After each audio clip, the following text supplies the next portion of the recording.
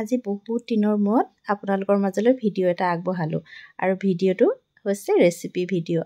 আজি মোৰ প্ৰথমটো ৰেচিপি ভিডিঅ' আপোনালোকলৈ আগবঢ়াইছোঁ আৰু চাই কেনেকুৱা পালে জনাবলৈ নাপাহৰিব। আজি মই পনীৰ একদম সহজ পদ্ধতিত কেনেকৈ ৰান্ধিব পাৰি মই তাকে আজি আপোনালোকৰ আগত দেখাম।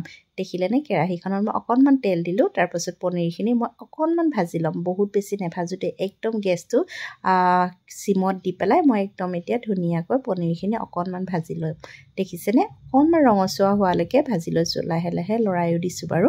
আৰু তাৰপাছতে মই সেই কেৰাহীখনতে দেখিছেনে এতিয়া পিঁয়াজখিনি টুকুৰা টুকুৰাকৈ কাটি লৈছোঁ। এইটো মই মানে কি মিডিয়াম চাইজৰ 5টা পিঁয়াজ লৈছিলোঁ। 5টা পিঁয়াজ ধুনীয়াকৈ টুকুৰা টুকুৰাকৈ কাটি এইখিনিতে ধুনীয়াকৈ ভাজি ল'ম। আৰু এটা গোটা নহৰু দেখিছেনে গোটা গোটাকৈ নহৰুটো গুচাই দি দিছোঁ আৰু লগতে দিছোঁ এয়া লং, ডালচেনি আৰু ইলাচি দুটামানো দি দিছোঁ। আৰু এইখিনি মই এতিয়া ধুনীয়াকৈ ভাজি ল'ম, মানে অকণমান ৰঙচুৱা হোৱালৈকে ভাজি ল'ম। আৰু তাৰপাছতে এইখিনি মই দেখিছেনে লৰাই লৰাই ধুনীয়াকৈ অকণমান ভাজিছোঁ, কাৰণ গেছটো একদম কমাই থৈছোঁ যে সেইকাৰণে মানে তাৰপাছত এয়া দেখিলেনে মই এতিয়া দি দিলোঁ বিলাহীখিনিও মই ধুনীয়াকৈ অকণমান মানে সিজালৈকে 60% মান সিজালৈকে বিলাহীখিনি মই ভাজি ল'ম বাৰু।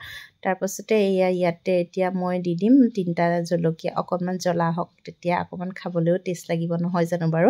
মই বহুত বেছি জলকীয়া নাখাওঁ বাৰু দেই, আপোনালোকে জ্বলাটো নিজৰ ইচ্ছা অনুযায়ী দিব পাৰিব। তাৰপাছতে দিলোঁ 2টামান কাজুকেইটা দিয়াৰ পাছত এতিয়া মই ধুনীয়াকৈ লাহেকৈ লৰাই লৰাই এইখিনি অকণমান ধুনীয়াকৈ ভাজিম, কাৰণ লৰাই নাথাকিলে লাগি ধৰিব ন, সেইটো কাৰণে ধুনীয়াকৈ অকণমান লৰাই লৰাই ভাজি দিলোঁ। আৰু বেলেগ এখন টাৱাত দেখিলেনে মই এতিয়া দিলোঁ অকণমান চফ, অকণমান জিৰা আৰু অকণমান ধনিয়া গুটি দি দিছোঁ।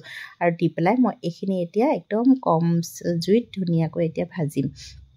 বহুত বেছি মছলা মই দিয়া নাই দেই, কাৰণ আমি নিজে ঘৰতে খাম ন, সেইটো কাৰণে বহুত বেছি মছলা দিয়া নাই। আৰু দেখিছেনে পুৰা ধোঁৱা ওলাই আছে, মই অকণমান ঠাণ্ডা হ'বলৈ ৰাখি থৈছোঁ বাৰু দেই। তাৰপাছতে পেষ্টটো ধুনীয়াকৈ বনাই ল'লোঁ। এতিয়া অন্য এখন কেৰাহীত দেখিছেনে অকণমান তেল দিলোঁ, অকণমান বাটাৰ দিলোঁ, তাতে তেজপাত 2টাও দি দিছোঁ। আৰু দিয়াৰ পাছত মই যিখিনি পেষ্ট বনাই থৈছিলোঁ সেইখিনি ধুনীয়াকৈ ঢালি দিছোঁ।